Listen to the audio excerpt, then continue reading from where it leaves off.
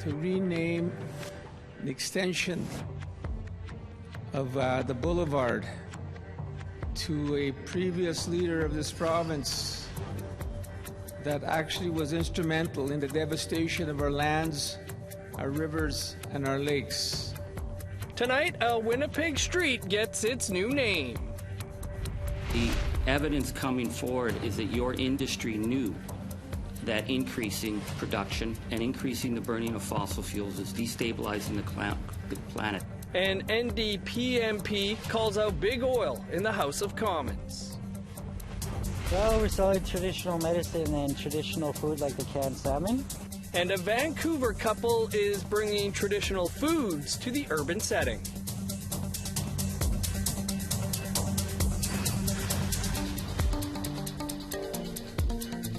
Good evening, I'm Dennis Ward. Welcome to APTN National News. The election to replace Roseanne Archibald as National Chief of the Assembly of First Nations has another name in the hat. Manitoba Regional Chief Cindy Woodhouse announced her intention to run today. So far, she is the second to declare, challenging David Pratt, who is currently with the Federation of Sovereign Indigenous Nations, who made his intentions known to run several weeks ago.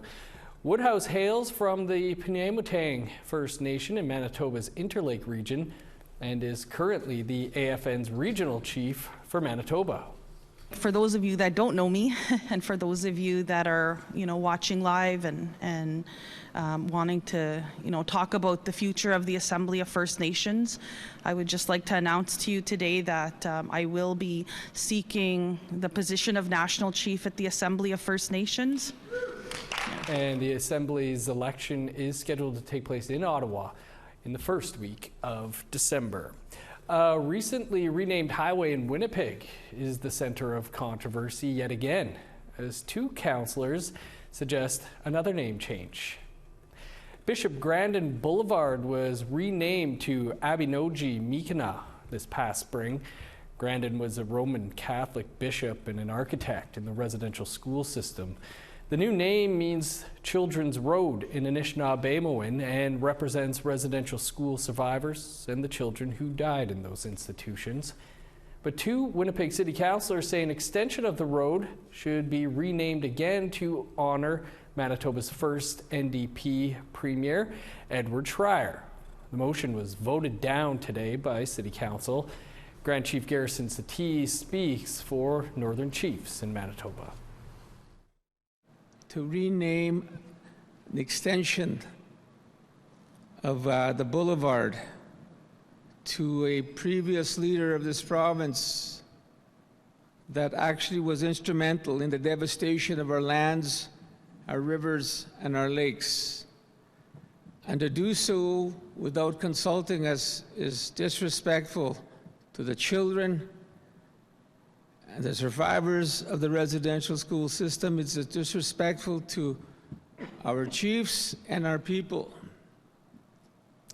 Without consultation, without involvement, making decisions with the exclusion of our chiefs is no longer acceptable.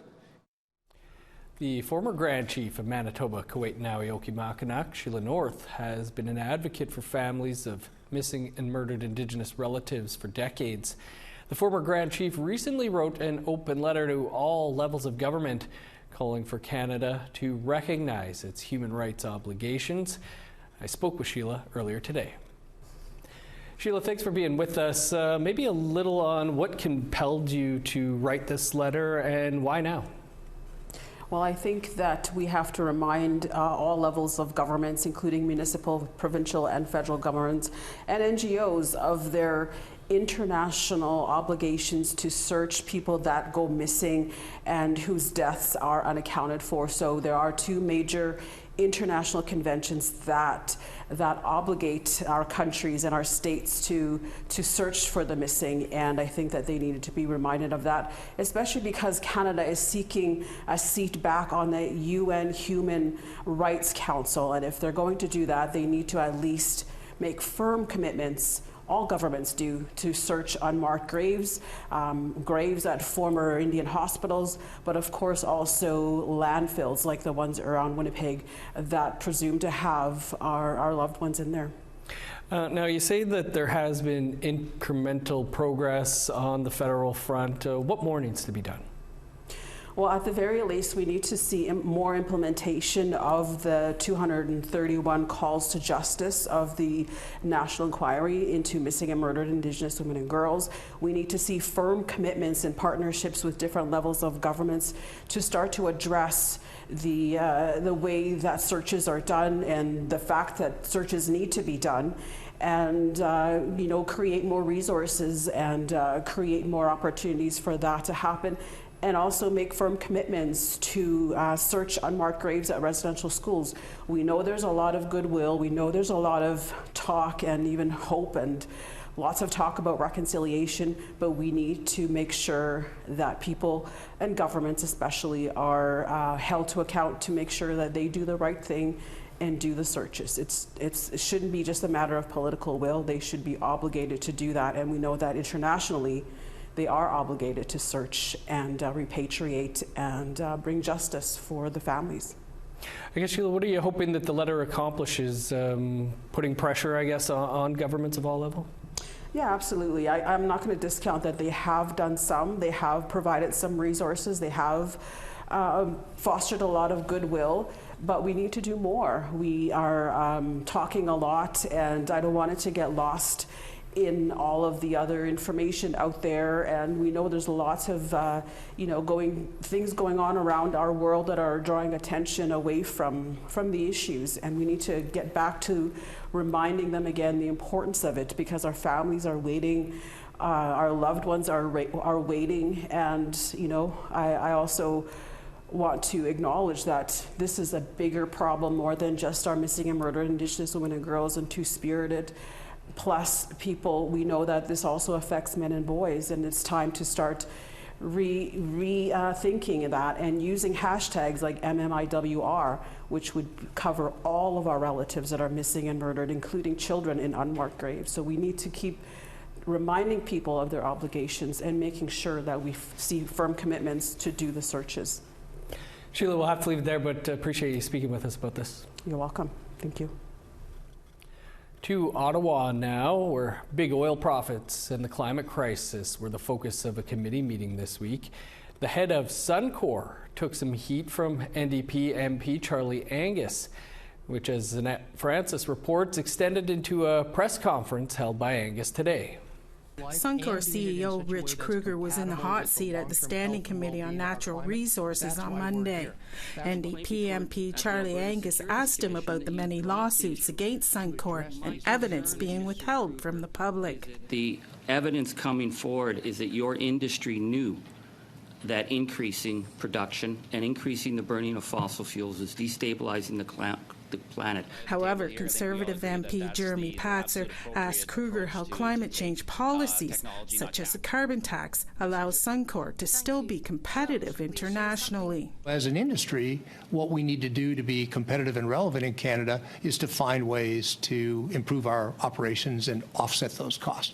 Because our goal, we're predominantly a Canadian company, and we want to thrive and grow here for the long term. Jean Vallant, an award-winning author who wrote on the impact of the Fort McMurray wildfire, was also a witness at the same committee. During a press conference with reporters on Tuesday, he responded to Kruger's testimony. I really felt like I was in the 1980s in terms of the evolution of the message and the kind of business they still imagine themselves entitled to do. And the concessions they were making were, we'll burn some ethanol, we'll do some carbon capture, but these are all tiny little micro maneuverings in the face of a crisis. Angus also told reporters it's insane to be talking about fossil developments when the climate is in crisis. He's calling on the Liberal government for clarity from the Minister of the Environment and Climate Change, Stephen Guilbeault, following a Supreme Court of Canada decision last week, which struck down how Ottawa assesses the environmental impact of major infrastructure projects like pipelines. this government still has the power to move on the emissions cap, but I've seen no steps to actually make that happen. So we're calling on Minister Guilbeault to tell us, what are you actually going to do right now to respond to the Supreme Court, and also to respond to the message that we heard very clearly: the big oil is doubling down. According to Vallant, a country as rich as Canada should have every opportunity to excel and profit from green energy transition. Annette Francis, APTN National News, Ottawa. Time to step aside for a quick break. Still to come, bringing traditional medicines to the city. Stick around.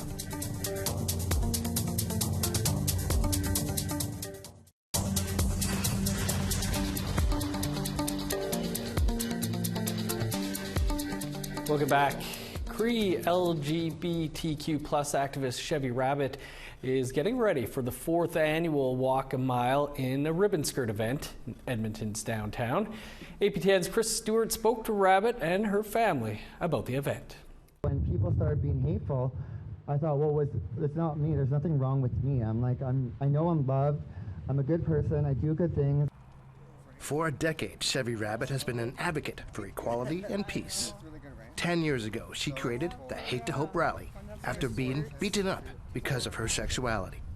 Hundreds gather each year to show that love and hope is more powerful than hate. What do we want? And when do we want it? And 4 years ago, she and her nieces wanted to honor women and their ribbon skirts and held the first Walk a Mile in a Ribbon Skirt event. For me, a ribbon skirt is all about home fires. It's about those strong women behind. But also from my individualistic lens, it's about making space for the LGBTQ community so that they also can come home, repatriate themselves in culture in a safe and inclusive way. The walk this year starts in Edmonton City Hall. Chevy wants to stop the prejudice Indigenous women face and educate people about culture and about what ribbon skirts mean. Bringing matriarchal women to come and talk about ribbon skirts from their perspective, from a diversity of groups, and each will come and share their narrative. And it's done in a very authentic, holistic way, and so that non-Indigenous people can come and learn and do reconciliation. She's inviting Indigenous and non-Indigenous people to come to the event, co-organized by the Stolen Brothers and Sisters Action Movement. This is a great way for them to come and learn about culture, and then also learning about decolonizing gender and making room for transgender two-spirit people who are also searching for a safe space. So this hits a lot of those social markers that you really want when it comes to society building.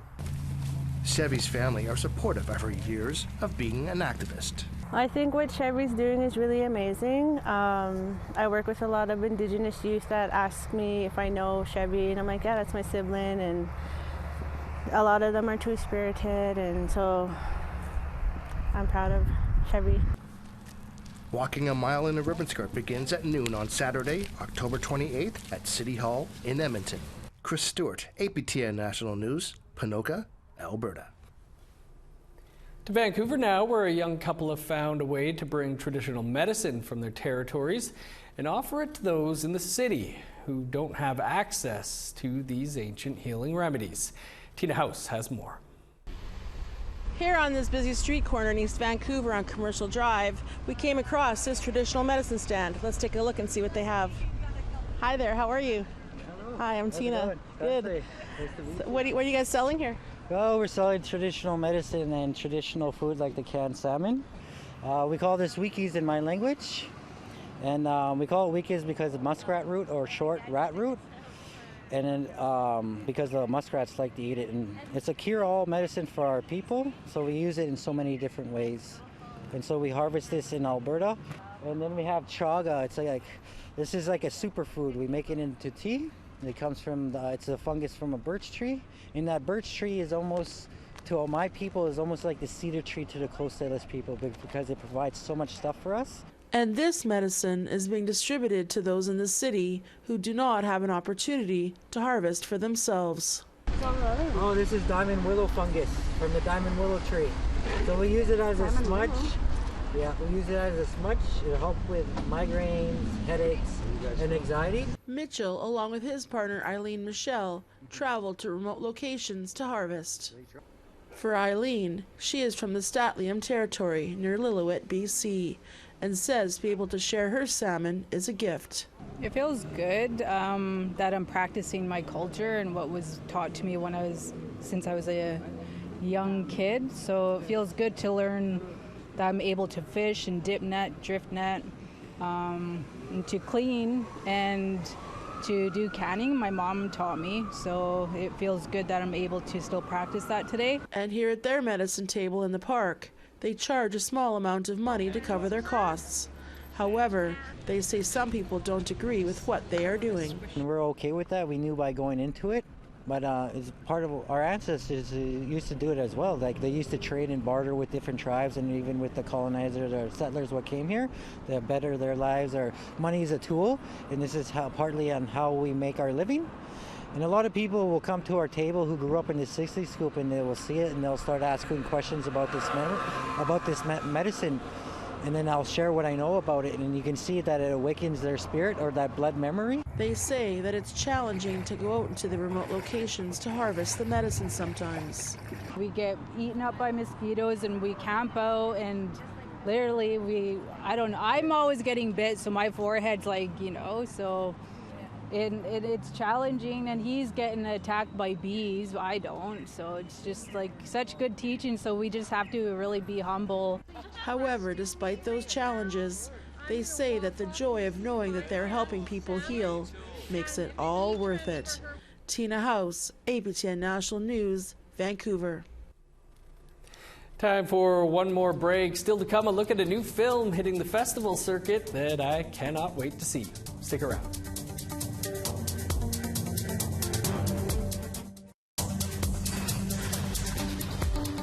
Welcome back. Time now for our photo of the day.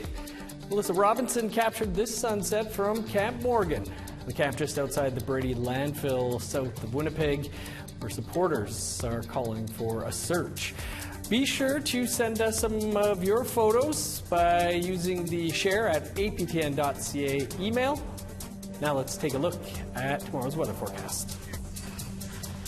Starting on the East Coast, 14 in Fredericton and Halifax. 5 with rain in Kuujjuaq, 7 in Nain, 16 in Montreal, partly cloudy, and 11 for Chibougamau. Cloudy and 15 in Sault Ste. Marie, showers and 14 in North Bay, 13 with rain for Thunder Bay and Sioux Lookout. In northern Manitoba, +3 with rain in Churchill, 9 in Norway House, 15 and showers for Winnipeg and Dauphin. 13 and cloudy in Regina, showers and 14 in North Battleford. 12 with rain in Meadow Lake, 10 with showers in La Ronge. In northern Alberta, showers in 10 in Fort Chip, 15 with rain in Grand Prairie. 18 in Edmonton, 19 for Lethbridge. Showers and 14 in Vancouver and Victoria. 16 with rain for Prince George, 8 in Fort Nelson. -3 with snow in Old Crow, 8 above, and rain in Whitehorse. 7 with showers in Yellowknife, +1 and rain in Norman Wells. -1 with snow for Sax Harbor, cloudy and 5 in Paulatuck.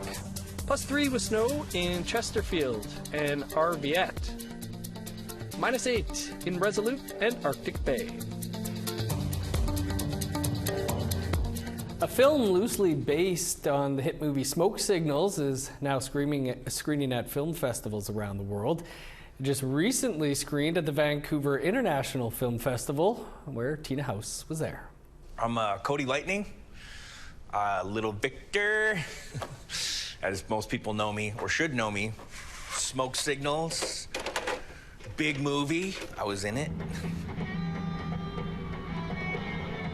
Hey Victor is a movie that tells the story of a washed-up child actor played by Cody Lightning, who not only stars in the film, but also co-wrote and directed it. After living in the shadow of his once famous role, 25 years later, Lightning tries to reprise the success of Smoke Signals by writing a sequel. I was Little Victor, the lead character as a kid for flashbacks. Yeah, but he's not the protagonist. He's just the backstory. It was a new challenge for me, I've acted in film for over 30 years, so writing and directing for something like that was completely different. As I was writing it and knew I was going to be acting in it, I was like, I have a few friends that I can direct that would be great. We were the only 2 Indians in our class at the time, so we really had to like stick together. Sorry, Indians? Yeah. I'm Cherokee. I'm at least half Cherokee. And one of those friends is Hannah Cheeseman, who plays Kate Colombo, who's his childhood best friend and also becomes his manager. So sweaty. Smells bad. It was like community oriented. It felt like really a team, you know, coming together. Lots of room for improv and ideas and pitching things and trying things out, and so much laughter. And audiences from across North America would agree how funny the film is. Not only did they just screen at the Toronto International Film Festival, but last spring screened at the Tribeca Film Festival in New York and scored an international deal with New York-based sales company Visit Films. Simon Baker, who plays young Thomas in the original Smoke Signals, also stars in the film and is associate producer. I've done a lot of films. I've been at it since I was 9 years old, and I'm 37 now. So but Smoke Signals is one of the ones that I always get recognized for, even at this age and this way I look, you know. People are, hey, you're young Thomas, you know, like, that's the one I get recognized for. So, you know, reliving it again and coming back with Cody, filming, you know, this great way of film, you know, mockumentary style and the 2 camera angles and, you know, just improvising as much as possible. Hey, Victor, smoke on this. Rico, your cast brother. We kept at it. We were told no several times, and finally Telefilm came and said, we believe in you, we'll support this. And we made it. So thank you from the bottom of my heart, for real. Cut! Cut! Tina House, APTN National News, Vancouver. So badly want to see that. Smoke Signals was on last night. Never gets old, that one. Longtime advocate for missing and murdered Indigenous women and girls, Bridget Tolley, is our guest on a new episode of Face to Face tonight. Tolley now heads the grassroots advocacy group Families of Sisters in Spirit. She says she's disgusted that searching landfills for missing women was an issue in Manitoba's recent election. We're not political, we're human beings. You know, we shouldn't, it's not a political issue whether we search or not, you know, it should be we're searching and that's it. We're going to bring home anybody that whoever's in a landfill, you know, so it doesn't matter who it is or which landfill, you know, they need to be found. We have the technology to do it. We have dogs to do it. I would have done it a long time ago. And if Canada doesn't want to do it, it looks like we might have to go do it ourselves, you know. And I know we can do it. We just need to find the right people. And you can watch our entire interview with Bridget right here in less than 2 minutes' time.